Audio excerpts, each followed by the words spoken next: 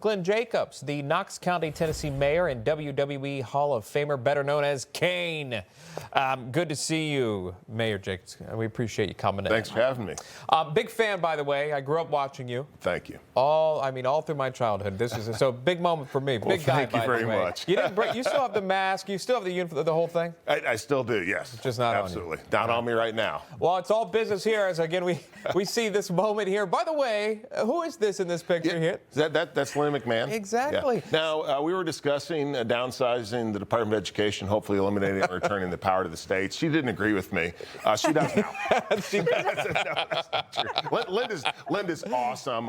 She was a tremendous business person. She was also on the Connecticut School Board, so there's nobody better to be Secretary of Education. Yeah. Tombstone the department. We got it. Exactly we got right. them there. No doubt about it. But first, hey, Elon Musk is also very much so in the conversation, in the spotlight. He's going to be at the cabinet meeting, which we're just moments away from. So stand by for that. What do you think about his job so far? I think it's been awesome. I'm just have been incredibly impressed with everything President Trump has done. This is completely different. It's transformational.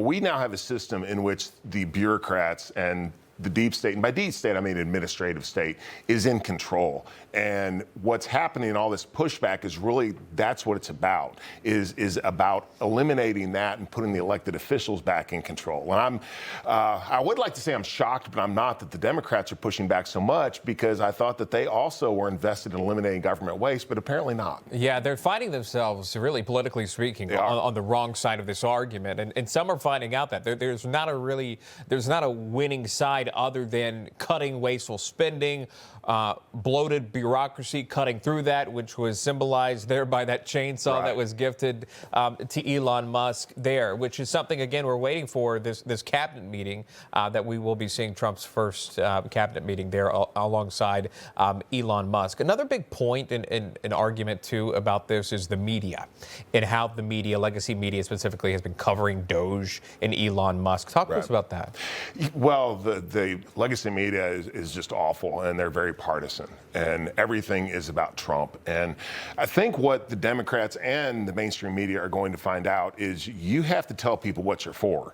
Just not the fact that you don't like this guy and you're against him, especially when everything that they're doing is what the majority of American people want. We want a more effective government. We want lower taxes. We want government that works for us instead of us working for the government. And that's what Elon Musk and that's what Donald Trump are doing. Mm-hmm. When you speak with your constituents back in Tennessee, I'm sure they have a much different view of President Trump's job so far than you would see on the mainstream news media at 6 p.m. Yeah, absolutely. We're a very conservative area. Tennessee is Trump country, so we love what he's doing. And I think this also speaks to the fact that these one-size-fits-all policies, which have come out of Washington over the past several decades, really flying in the face of federalism and states' rights, that has to stop, because our country is just different in different areas. And I think that a lot of the butting of heads that we see all the time would stop if the federal government were making limited decisions and only those that constitutionally it's supposed to be making, instead of imposing all these things on all of us at the same time. No, it's a great point. And as we watch the Trump administration at breakneck speeds, they continue to sign executive orders, this administration, hundreds of executive orders, and they don't stop. They're going to do it again at 3 p.m. this afternoon. It's amazing, isn't it? Well, it is. And one of them was assigning men are men, women are women, keeping men, biological men, out of women's sports. And yet that seems to still be one of the hardest conversations in certain states, specifically Maine right now, being in the spotlight on this. What is your stance on that? I think that President Trump is exactly right. And the governor of Maine probably should have just not said anything, as opposed to embarrassing herself. You saw that on moment. TV. Oh, I did see it. And obviously that's right in President Trump's wheelhouse. But he's exactly right. And I think he said something to the effect of, have a good time while you remain elected official, because you won't be long. Because even many Democrats, obviously, don't want men in women's sports. There is just biological differences between males and females. It's funny, throughout COVID, we heard about follow the science, follow the science, follow the science. Biology begins with chromosomes. And these same people who have talked about follow the science have somehow forgotten what the basis of biology is. Information.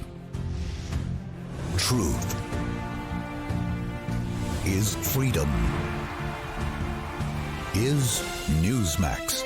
It's real news for real people.